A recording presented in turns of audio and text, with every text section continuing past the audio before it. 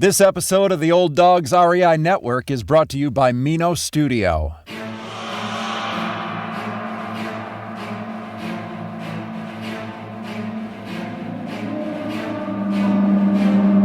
In a world where jobs are how most people make money, one man, one desire, one challenge dares to break the mold.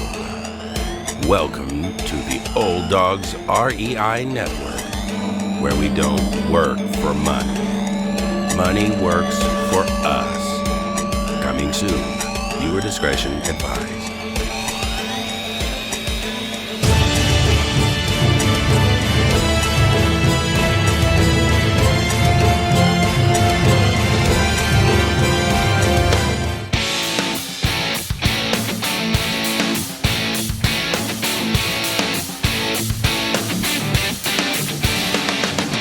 Welcome to the Old Dogs REI Network, where cash flow is king. Real estate investing, the means, so you can enjoy your retirement dreams. This is the show where we cut right to the chase. No sales pitch, no long monologues, just simple how-to real estate investing advice, so you can earn the passive income you need to enjoy your retirement today. And now, your host and chief old dog, Bill Manacero. Welcome to the Old Dogs REI Network. I'm your host, Bill Manacero, and this is the show where 50-plussers and anyone else who wants to join us get solid, no sales pitch real estate investing advice to help generate real cash flow. This podcast airs twice weekly on Mondays and Fridays, and if you aren't already a subscriber, go to iTunes or Apple Podcasts, type in Old Dogs, spelled D-A-W-G-S, find our podcast, and subscribe. What a great show for you today. A gentleman who has a varied background. He is a gentleman who has flipped, I believe, over 150 residential and commercial properties. I'm talking about Sean O'Toole. After a successful technology career in Silicon Valley, he obviously knew the best investments he could ever make would be in real estate. So Sean went ahead and purchased and flipped over 150 residential and commercial properties. He exited the market in 2006, pretty insightful, right before the big bubble burst. And combining his technology acumen and real estate experience, Sean launched Foreclosure Radar in 2007. Now that was a very, very astute. Foreclosure Radar was quickly recognized as the leading foreclosure information source, growing to help tens of thousands, probably hundreds of thousands of real estate professionals prosper in an otherwise devastated market. In 2013, Sean launched Property Radar, expanding beyond foreclosures to create a property data and owner information platform that powers thousands of investors, real estate professionals, home service, and other property-centric businesses. Wow. Well, Sean, welcome to the Old Dogs REI Network. Hi, Bill. Thanks for having me. Man, it's great having you on. Man, you have definitely had a very background here. Well, just out of curiosity, what space were you in when you were in tech? In tech, I was in 3 different companies. The first, we actually launched the first streaming video for the internet. Mark Cuban actually used us before he sold broadcast.com. Sure. And then an early hosting company. We hosted Netscape and a few others, Playboy, their first website. And then one of the first software as a service companies out of Silicon Valley, backed by a big VC firm. So I had a really good run in the 90s. Wow, that's great. And you came out of it and you were like ready to roll. You didn't look like you were ready to stop there and just retire. You went crazy in the house flipping market. I mean, that was pretty insightful, knowing that would be like one of the hottest times to flip ever. Were you actively physically doing it, or were you just hiring contractors and kind of just overseeing? A little bit of all of the above. I didn't plan to leave Silicon Valley, but the dot-com crash, right, really kind of put the kibosh on startups, and that's all I'd ever done. And I was introduced to a guy who was flipping foreclosures and ostensibly to write software to help him run his business. And I said, I'm not going to write software for 40 guys. We used to talk about the 40 thieves in California doing foreclosures. I'm like, I want to write software for hundreds of thousands or millions of people. But man, he showed me his deals, and he had an 80% return on capital. And I went, wow. I didn't make retire for life money in Silicon Valley, but I did well. And I went, if I can get an 80% return on that, that's going to be a pretty good life. So I jumped in. Oh, that's awesome. And you did that until 2006, right? Yeah. At the end of 2005, I sold a house to a maid and a field worker, and both Hispanic, but really nice folks. And I didn't usually meet the folks I sold houses to, but for whatever reason, we ran into each other at the property. Just, really sweet couple. And, as the seller, you don't usually see their application for the loan or any of that. But, I somehow caught wind of, their earnings. And I'm like, this was like a $450,000 house. And I went, oh my God, they should not be buying. And it was a $450,000 house that was worth $150,000 4 years earlier, right? Right. I'm just like, these folks shouldn't be buying this. Like I just couldn't see how it end well on their income. And of course, they got qualified because they only had to make the minimum payment on a pay option arm. And that really scared me, honestly. And I said, I don't want to sell more houses like this into this situation. And so decided to exit. So the foreclosure market, how did that happen to catch you? Yeah, you saw it coming, obviously, in 2007, 2008. It's pretty much where it hit, right?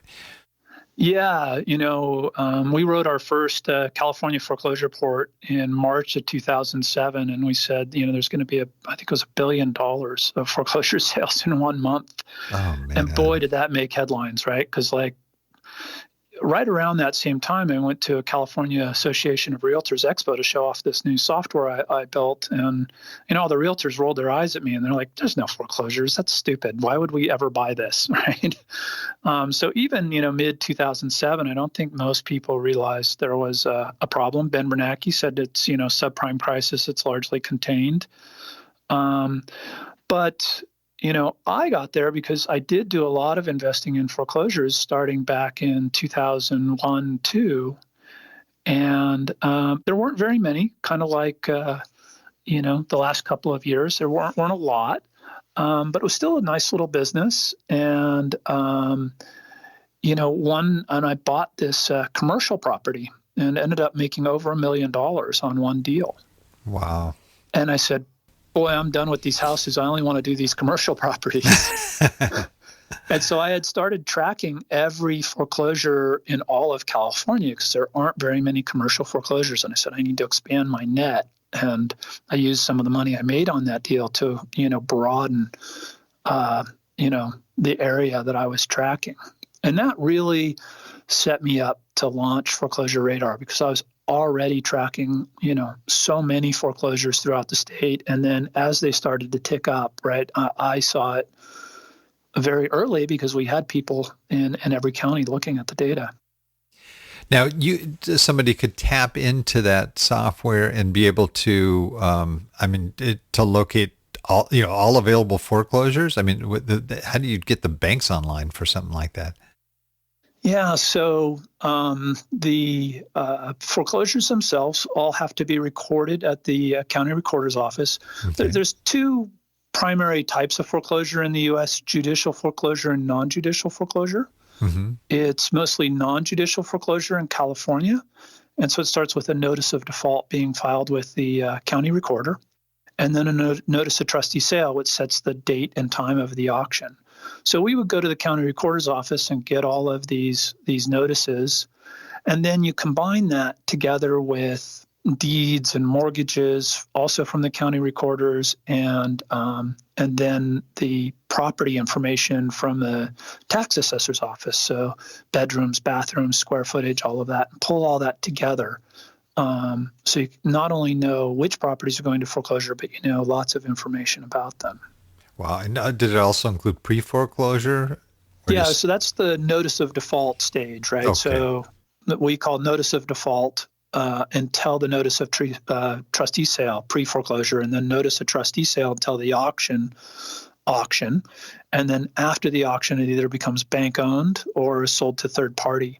And that's interesting because there's been foreclosure.com and Realty Track have been around forever, and they track those two notices. And then later on, they track the deed.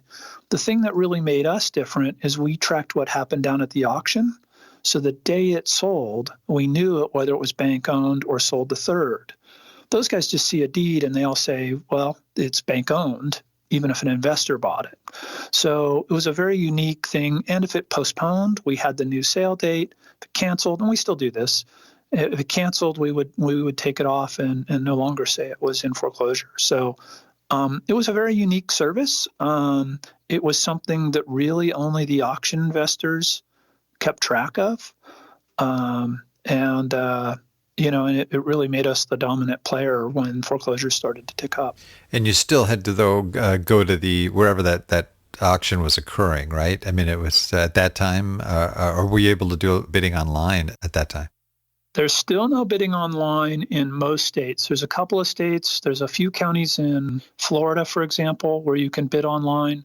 But most of the foreclosure auctions in the United States still happen on essentially the courthouse steps. Right. And they're in-person auctions. We may see some of that start to change a little faster with COVID. I'm surprised we're seeing some foreclosure bills right now in California as an example, but online auctions is not included in any of that. Okay. Getting into 2013, had the foreclosure market, did it just sort of drop off a little bit at that time, and you shifted gears? Yeah, really back in 2009, I noticed some changes in the regulatory market, and I actually went out and said, when everybody was still saying it's doom and gloom and it's going to be 10 years of foreclosures, even though it was kind of not good for my business, I said, I think that because of these regulatory changes, the foreclosure, we're going to be out of this foreclosure business fairly soon. It actually lasted longer than I thought. It did peak for us in 2013. So it's when we had the most, foreclosure subscribers. But in 2010, I decided to expand beyond foreclosures and start tracking all properties, right? Because there's lots of other ways to buy, investment properties and this whole off-market idea, right? And public records is this perfect place to find those opportunities. And we were experts in public records, so we expanded to all properties. Now, tapping into public records, now that's they both were national in focus, both platforms? Foreclosure Radar started just in California, and that was only because that's where I started, right? And right. Then we started expanding nationally in 2009. And then in 2010, when I said, these regulatory changes are going to have a real impact, I stopped expanding and then geographically, and instead worked on expanding to cover all properties. And so we've just been in 5 states for quite a few years now. And we're launching nationally, basically right now in the coming weeks. Wow, that's great. That's great. Well, the county office, I mean, we've all kind of dealt with them. Anybody in real estate, I mean, that's a tough thing. One, I mean, how do you? Some documents are in PDF format. You have, do you do sort of data mining type things? How do you, because they're not all consistent, right? I mean, it varies from county to county, right? Yeah, 3,144 county and county equivalents in the United States. Oh my gosh. It's a big challenge, and it's, we've been working on getting national for 2 years. It's the hardest thing I've ever done in my life, including the Silicon Valley startups.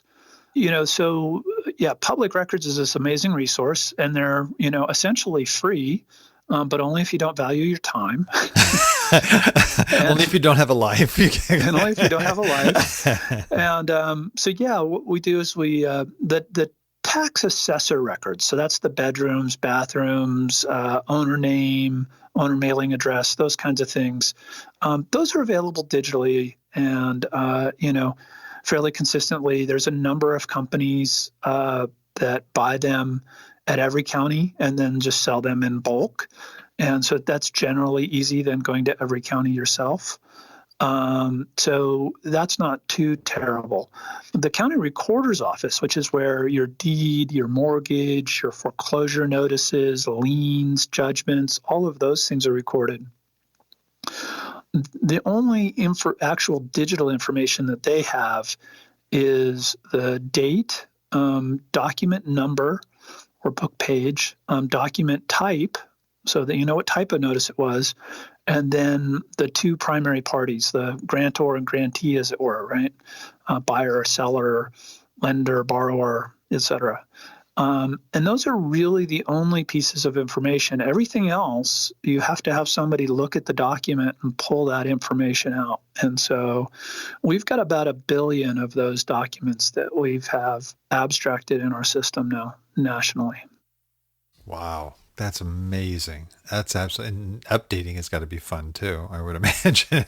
It is a large daily task for sure. And, lots of players. There's, regional players, and, there's lots of horse trading that goes on, right? I've got records in this area, you've got records in that area, and the rest. And, there are billion-dollar companies in that market like, First American, CoreLogic, Black Knight, Fidelity, that need to gather those documents for title reasons. So it's this mix of none of those get documents fast enough for the foreclosure auctions. Actually, they provide the document after the foreclosure has occurred in some counties.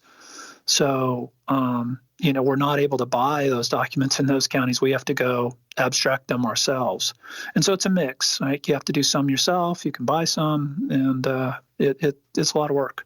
What a great service. So for those that use it, it's just fantastic. And something more on the property radar, is that strictly single family homes? You said you've done both residential and commercial. Are you still doing sure. that? Yeah. Wow, that's awesome. Every single parcel in the U.S. So, apartments, could be, would it be, a retail? Industrial? Yeah. Unbelievable. I've bought and flipped multiple industrial properties. Those are pretty fun, and those can be really good deals if you. I partnered up with a guy who was an environmental engineer, and because the risk on the industrial properties is always the environmental risk, so most people won't touch those. Right. And so when you find one of those in distress situation, you're oftentimes the only buyer. You got to be careful. You got to know what you're doing, but those have been some of my best deals. Interesting. Wow. What would you say, early on, starting off in this space? You're an investor, but you're also a programmer and tech guy. And what would you say was one of your earliest mistakes that you learned from? I don't know if you have something in mind. It sounds like, but where that you can share sort of your knowledge, and that might help our listening audience as well. Here's something that's a little counterintuitive. So my dad was a logic professor, right? And I'm a software engineer, right? My everything, about me, everything is I'm all about logic, right? And I'm constantly thinking about, that's a fallacious argument and whatever, right? As you can imagine, the news is fun for me right now. So I am so based in logic, and I had a really hard time because early on, I would have folks that would want to sell me their house at prices that made no sense. And I would argue with them about it. and somebody else would buy the house, for less than I was offering, just because it didn't make sense to me. And fortunately, I had a mentor that said, yeah, you got to stop applying your logic to the situation. Listen more about their logic of the situation, what they want, what they need, and, give them what they need, even if you don't think it makes sense. And that was a tough one, because I was really struggling to really get any good deals done early on, because they didn't make sense to me, and I figured therefore something had to be wrong. Yeah, you're just way too low on that price, and I can't. I don't feel can't do right. it. My conscience won't. Conscience won't. Wow, very few of your type in real estate investing these days. That's great. I finally actually I had a woman. Her husband passed away. She had like 3 acres. Every inch of the 3 acres was covered in like farm equipment and just stuff, but it was in a really good area and it was a good house. And, it was probably worth close to $500,000. And she had, I think, a $200,000 or $220,000 loan. And she's like, if you'll write me a check for $20,000 today, I'll sign the house over to you. Right. And I'd still have to pay off the loan, but it's $250,000. And I'm just like, I'm like, I can help you find a realtor, I can help you out or whatever. And she says, you don't understand. My husband's kids, they're not my kids. They're crack addicts. I can't get them out of the house. I have a restraining order. I don't feel safe. I need $20,000 to move and restart my life. And I don't. And I'm like, you can get a home equity line to clean it all up, take care of it all. You'll get 500. She's like, I need $20,000 today. And I'm like, okay, got it. I finally get it. That's here's the deal that wholesalers dream about. Oh my God, yeah, 50%. Yeah, and she literally had to say, you don't understand me. I need $20,000 today. I'm like, okay, I got it. It's funny. Wow. Well, what would you say was sort of your biggest success in your career here? Oh, my favorite one was this Taco Bell, and it went right up the middle of this shopping center. And I got to try to make this story short because it's really funny and it's long, but I'll do the short condensed version. It basically cut the shopping center in half. Just the Taco Bell itself was small, but its strip of parking and stuff went, like I said, almost through the middle of the shopping center. And a big Reit had bought the shopping center. And the guy that owned the Taco Bell, I guess, was a pretty interesting guy, borrowed a lot of money from people in town. But the first mortgage, the Reit, this huge, Reit bought the mortgage so they could foreclose on it, take control of the property and finish up, get the last piece of their shopping center. And they took it to foreclosure auction, and it really hit my radar. And only in the morning of the auction, I wasn't paying attention to it. They dropped the opening bid to a really low amount, like $600,000, right? And boy, did that catch my attention. And fortunately, I had a friend who was a major commercial developer. He met me out there at 10 while my assistant did the title research. And I said, geez, fixed up. This thing's worth $4.5 million, right? Oh, my gosh. Wow. And it needed almost $1 million of work. So $3.5 million, of value, and it was going to sell for $600,000. So anyways, I scrambled, and we get to the auction, and of course the Reit's there, and they start bidding against us. Well, one of the things that a lot of people don't realize is the bank can only bid up to the amount they're owed. And they were owed $1.1 million. So they're bidding, we're bidding. They're going, what's going on, right? Nobody ever shows up to bid on these things. Their attorney told them nobody shows up for commercial properties. And we bid back and forth, and it gets to $1,100,000. And we bid up $100 or whatever. They look over at the other guys, and the other guys are like, they walk up and they're like, well, we hold the note. We need to keep bidding. And they're like, he's like, well, yeah, but you can't bid over 1.1 without having cash. And so these guys were literally digging in their pockets for cash. Got a couple $100,000 in there. And so anyways, we purchased the property, and like 15 minutes later, I get a call from the head of economic development from the city saying, hey, I don't know what you think you're doing down here, but that property, all the entitlements, because the property was already entitled. We didn't even have to do any of the work with the city. to see that value.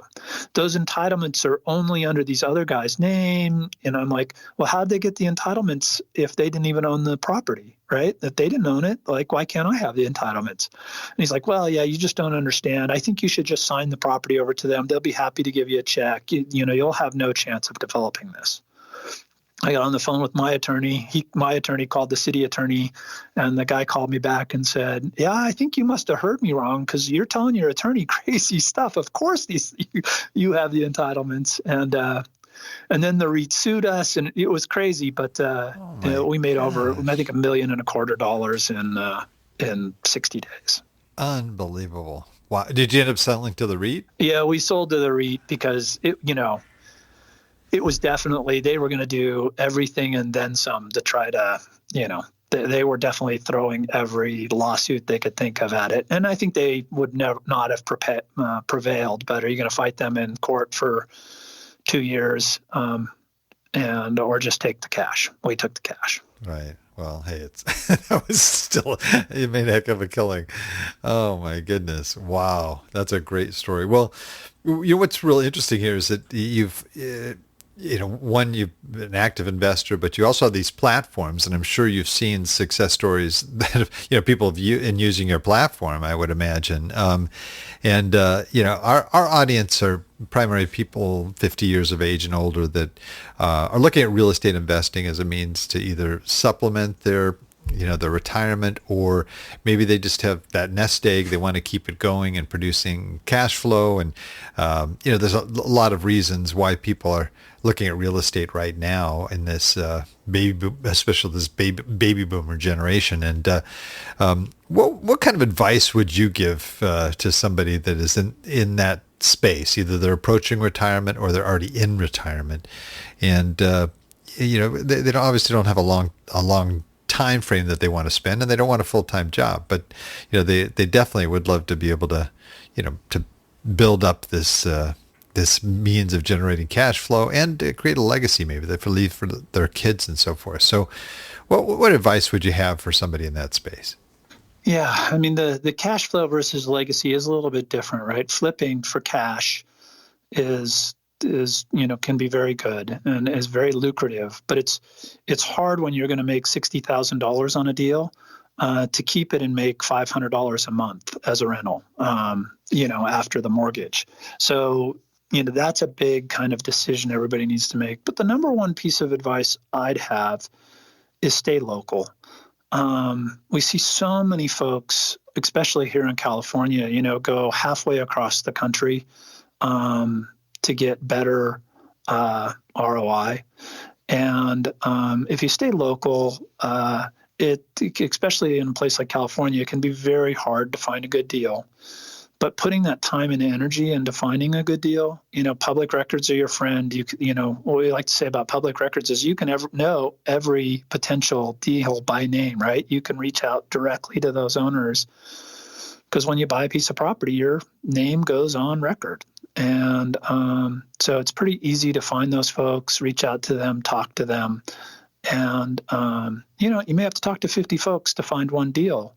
But that's a lot better than having an asset halfway across the country that you have very little control over. You got to put a lot of trust into somebody else. I started off with a 2-hour rule, and now I'm down to about a half hour. I like everything I own to be within a half hour of me.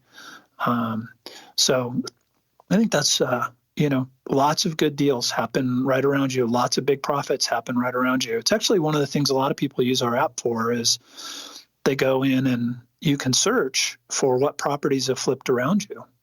And when you pull that up and you go, geez, 3 blocks away, a guy made $100,000. It really starts opening up your eyes to the fact that it's possible and doable. And you're, in California, you're still seeing good deals. They're out there. It's encouraging to hear. I'm in Southern Cal here, and I just I find it really hard to find some decent properties. Yeah, I'm not going to say it's easy, right? And I don't think you'll find anything decent on market, right? You have to go off market.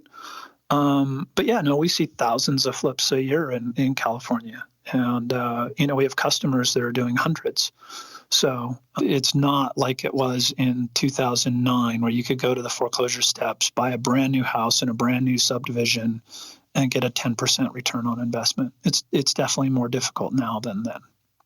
And it's, because it's California too, I imagine you've got to go to those courthouse steps with a pretty big check in your pocket. I mean, I would imagine the people I do know that flip, Yeah, with the foreclosure moratoriums right now, right, there are some deals occasionally, and so few people are going, they tend to be pretty good, but they're very few, right? There's very few sales happening right now on the foreclosure front. So most folks are doing off-market deals, right? You certainly have a lot of people who maybe don't have the income that they had a few months back and have maybe decided that they don't want to be in the location they're in anymore, and maybe don't have the time, or maybe their house needs some repair, or there's other issues. Maybe they have a tenant and they want out now. And so we're actually seeing more deals, right now, because I think people are motivated to sell, and they're not just motivated by money. There's other things, health, safety, other things that have them going, you know what, I want to make a decision now. I don't want a bunch of people through my house, so I don't really want to sell that way. And maybe they try selling through an open door, one of these iBuyers, but those guys have a pretty small, what we call buy box of things that they're willing to buy. So if you're outside of that, which is typically they won't buy older homes, they won't buy things in certain neighborhoods. If you're buying things that they won't buy, you can definitely find some deals right now. That's great. And you've got a lot of off-market properties on your property radar, huh? Well, every single property, right, is the benefit of public records. Is it really is data on every single property. That's the hard awesome. part, right, is 12 million properties in California, 140 whatever, nationwide, right? Which of those should I go focus on? Right. And that's probably the trickiest part, right? Like, so you can't just do the standard absentee owner list everybody else is doing. So, those folks are going to get 10 letters, right? Mm-hmm. You need to bring, we like to talk about chocolate and peanut butter. Like the data is the peanut butter. You got to bring some chocolate, right, to the table, something personal. Maybe it's your,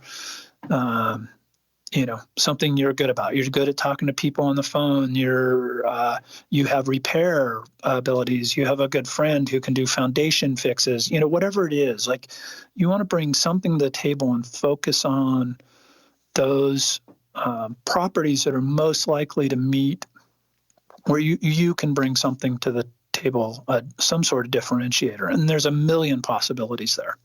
Can you, filter down to something like, hey, I just want properties that have foundational problems, for example?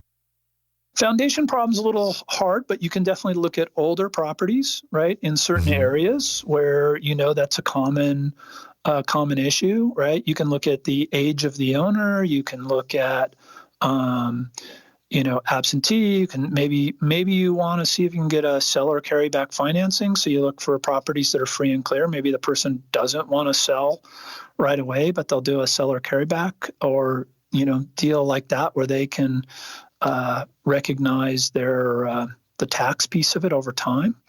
So there's lots of with over 200 criteria. When you look at all the different things through public records that you can kind of focus in on, like, instead of just absentee owner, think about absentee owner where they bought the house free and clear in 2009 or 2010, right?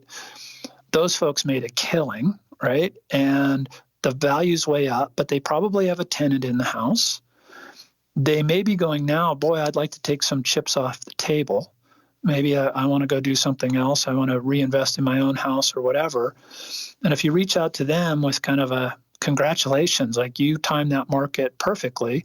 But if you'd like to sell and leave your tenant in place and not have to go through all that headache, I'd love to talk to you. That's great. That's great. Wow.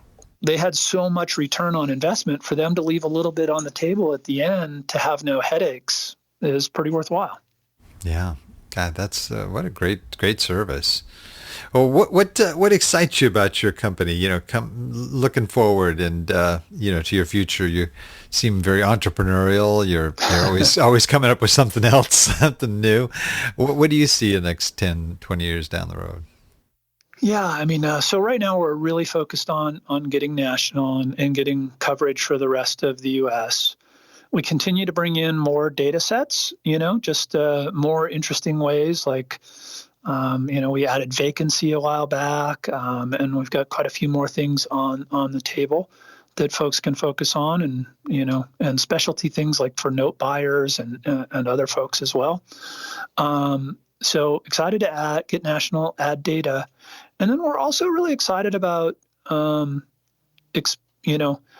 showing the opportunity of public records to other small businesses, right? So you've got a coffee shop, and every time somebody new moves into your neighborhood, right, automatically drop a postcard letting them know, so they come visit you to get a free cup of coffee and say hi before they go visit the other guy down the street, right? And we think we can help a lot of small businesses that are getting increasingly displaced by big online companies. And we think that's a really important thing to do because we see that as one of the big challenges, the United States faces overall. Like, I'm a free markets guy, so I don't want to regulate Amazon and these guys to say stop doing business, but I want to help the little guys fairly compete and have access to the same data the big guys do. That's awesome. That's great. Are there certain hot areas right now that you're seeing, that the folks that use your platforms are discovering? I don't know if it's liens or I don't know what the categories might be, but someplace where you're seeing a lot of activity right now? So I will say the foreclosure moratoriums and eviction moratoriums have slowed down that business. The rest is all pretty strong, right? The mortgage brokers as well as note buyers on the mortgage side, the realtors right now, I'd say that's probably the hottest, right? Right now, if you want to be a realtor in the real estate business, you have to be reaching out to homeowners of off-market properties because there is just a lack of inventory almost everywhere. Right. And so you've got to go find that inventory yourself. For our investor customers, I would say you got to look very hyper locally, right? So I'm in Tahoe, which is absolutely booming right now. It's beautiful up there. Wow. Beautiful. So if you can get your hands on anything, you're going to do really well. On the other hand, San Francisco has had a lot of people moving to Tahoe, right? And, especially in the denser housing down there. That's true. So, there's just movement happening for sure right now. One of the things I like to say is, all opportunity comes from change. Most people hate change. I love change. And I don't necessarily love COVID, don't get me wrong, but whether it's the internet or COVID or hurricanes or anything like this, right, those things that are happening out there in the world, yes, they can be devastating and all of that, but they also always create opportunity. And if you look at all change as opportunity, that's a mindset that will help you move forward faster and be successsul. Yeah, that's a great point. I mean, that's Warren Buffett's definitely hedging on that one right now. The way he's holding on to cash, he says something's coming up that he wants to, definitely invest in here. That's what happens, when that happens. When sometimes it's not the greatest for folks, but there are opportunities for those that see it. So. Yeah, I've heard a lot of people say like, "Oh, I wouldn't touch lodging right now," and I'm thinking, "Gosh, I got to look into lodging." Exactly. Right? Or I wouldn't touch office right now. It's time to start thinking about office. No, it's you're not kidding. In fact, one of the things that's booming is these suburban offices right now. I mean, since there is this suburban boom going on right now, that a lot of the big downtown places are looking at these little suburban office centers. So. There's definitely new opportunity out there, and imagine your platform would be great to find stuff like that. That's awesome.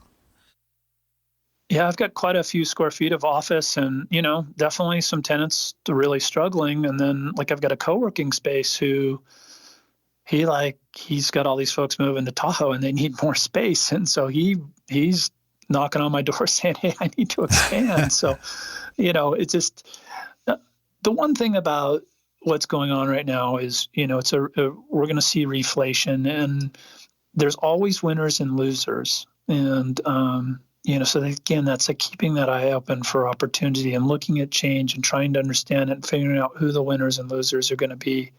Because unfortunately, I think we'll be pretty good between Fed and monetary and fiscal policy at getting things going again.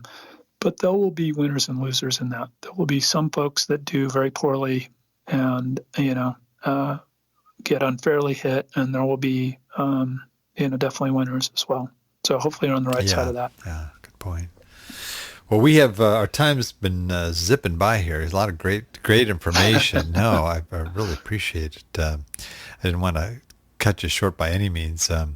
But we have what we call a wrap it up session. This is where I ask you a series of sort of quick, quick questions about resources that you use that you can share with our listeners that they might discover some new stuff that'll help them too. So if you're up for it, you ready to wrap it up? Yeah, for sure. All right. Favorite real estate book? So this one's a little off the beaten path and maybe hard to find. A gentleman named Mike Cantu, who's an investor in SoCal, wrote something called Don't Get Voted Off of Real Estate Island. And there's both an audio and a printed version of it. It's hard to find, I will just tell you right up front. But he's a real deal investor and has just such great practical advice. If you can get a hold of that, I'd highly recommend it. That's great. That's, I think, the first time I've ever heard that one. That's awesome. How about just favorite general business book? One that made a huge difference for me, and I think a lot of people, when they think, oh, I'm going to be a real estate investor, I'm going to buy real estate, right? They don't think about sales and marketing skills. And, I bought, besides at the foreclosure auctions, I did a lot of direct mail and other forms of buying things. And I think it's really important to understand kind of like the psychology behind that. And the guy who really wrote the original book on that is a guy named David Ogilvy. It's an older Ogilvy book for Myers, sure. Advertising, yeah. Yeah. So Ogilvy on Advertising is the name of the book. Yeah. Definitely a little dated, but I think it's something. It's the best book I can think of to read that to get your head wrapped around the idea of how do you reach people, how do you get them to respond, how do you get a conversation started so that you can get a deal done. That's great book. Yeah, that's back when they had ad slicks. We used to, I was in the advertising business, and we used to, take the hot wax and you put it in the back of the, the piece. It was pretty old school, but brilliant guy. Awesome. Yeah, brilliant guy. That's awesome. How about most valuable website for success? So for those interested in foreclosures, I went very obscure here on all these. There's a gentleman named Ward Hannigan down in San Diego who has a number of good things, but he has a website called Foreclosure Forum. I don't think it's super active at this point, but it is a masterclass. If you go through the posts in there and read, I made a lot of money by being an expert in title. And in addition, we talked about foundation problems, title problems. If you know how to work through those and figure those out, that's a very rich area of opportunity. And really diving in on foreclosures is a great way to learn about title, because when you buy a foreclosure at the courthouse steps, you don't get title insurance. So you have to be a title expert. And we actually have a community.propertyradar.com forum that competed a little bit with Foreclosure Forum. But Ward's an awesome human, did a lot of classes over the years. I think he's retired now, but his Foreclosure Forum website is a masterclass on real estate investing and title issues and foreclosures. Wow, great resource. Thanks for sharing that. How about a favorite app? Yeah, this one was tougher. I'm just going to go with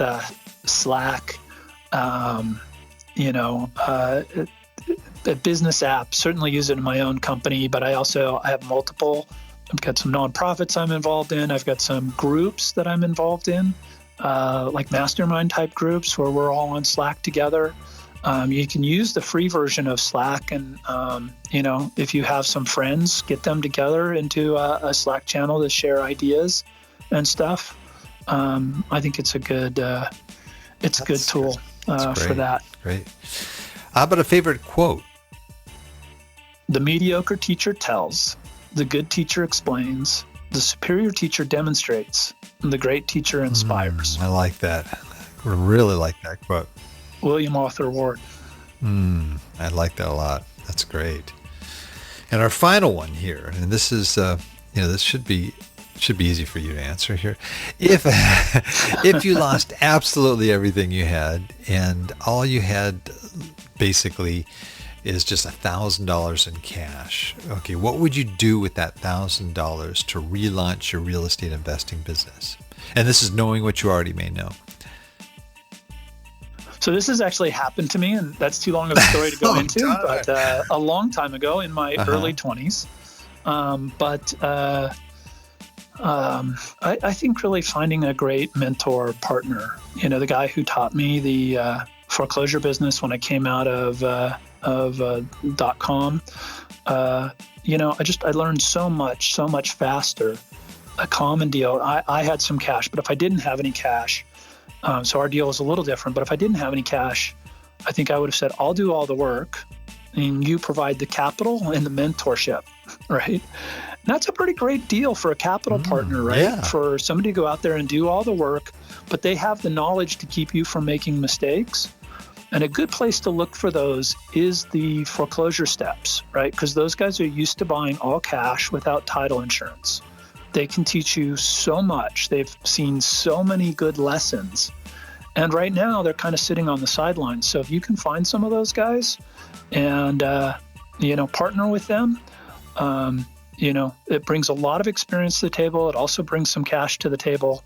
And, they've made enough money. They're probably fine with watching somebody else do the work. That is great. Great. I like that. That's a good answer. Wow. Well, I'm sure there's a lot of folks listening that have been inspired by you here and would love to find out more about you and your products especially. What's the best way for folks to find that information out? Well, certainly come check out www.propertyradar.com. That's our core website. There's an About Us page on there with me. I'm also on Facebook and Twitter and LinkedIn, and people are more than welcome to connect with me on any of those. And our company's Property Radar is also on all three of those platforms. So always happy to hear from anybody there. We also have a community.propertyradar.com. That was a super hot spot in the foreclosure days, and we're kind of relaunching that right now. And a good place to go to get, like my support team will answer questions about our software, but if you want to ask questions about, how to do the business or how to get a deal done or those kinds of things, we'd love to see you there. The fate of Foreclosure Radar, is that still active? Is it something, especially in today's economy, I'm wondering if that's something that, I don't know. Is that something you're considering or maybe considering? So all of the features of Foreclosure Radar are in Property Radar. Oh, okay. And we haven't announced it yet, so I guess I'm announcing it first here. We will be bringing back the Foreclosure Radar brand and a special new foreclosure-only service that'll be an option. But all of the features of the original Foreclosure Radar are part of our Property Radar product. Awesome. Well, that's great. Well, we're getting an exclusive then here. Yeah. All right. Call the press here. Actually, I have to wait till the show comes out. Great. Well, man, this has been so great having you on here. Guy, I can't thank you enough. The volume of information. I'm dying to get into your site now and really learn about it, because it sounds like maybe I shouldn't give up on California 100% here. You should definitely at least take a look at the deals that are getting done around you. And, the one thing I will say with 200 criteria, it can be a little overwhelming at Wow. first.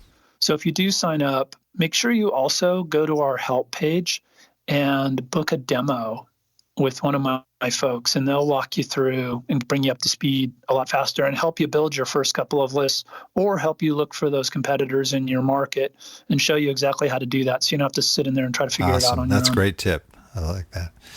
Well, we are not done. There is one last thing. Sounds like we have a tradition here, and our guests get to close us out with their best old hound dog howl. I guess you're up in got beautiful Lake Tahoe. I know there's at least coyotes up there. There might be wolves up there. You never know. Definitely have coyotes. I think there are finally some wolves making their way back into California. I don't think they're here okay. yet. Well, then you should be well prepped here. Are you ready to close us out with your old hound dog howl? I'll do my best. Ow! All right. Okay. Well, thank you so much, Sean. I really appreciate your coming on. This has been really informative for me. Definitely found out a lot. And hopefully our listeners here feel the same way. And I'm sure that there'll be a lot of people checking out your platform. Awesome, Bill. Thanks for having me. It's been my pleasure. And I want to thank all our old dog listeners out there, too, for joining us. I know there's a lot of other things you could be doing right now, but the fact that you've taken the time to join us means a lot, and we really appreciate it. Please note, old dog listeners, everything presented here today that Sean talked about can be accessed in our detailed show notes on the Old Dogs website at olddogsreinetwork.com/blog. And you're going to look for the episode with Sean O'Toole. I got to try my best Irish accent here. Sean Patrick O'Toole. Oh my gosh, how much more Irish can you get? Okay. I love it. Well, that is the show for today. Remember, cash flow is king and real estate investing the means. Until next time, keep moving forward, and may God bless. Thank you very much for visiting the Old Dogs REI Network. We would greatly appreciate if you would stop by iTunes and let us know what you think of the show.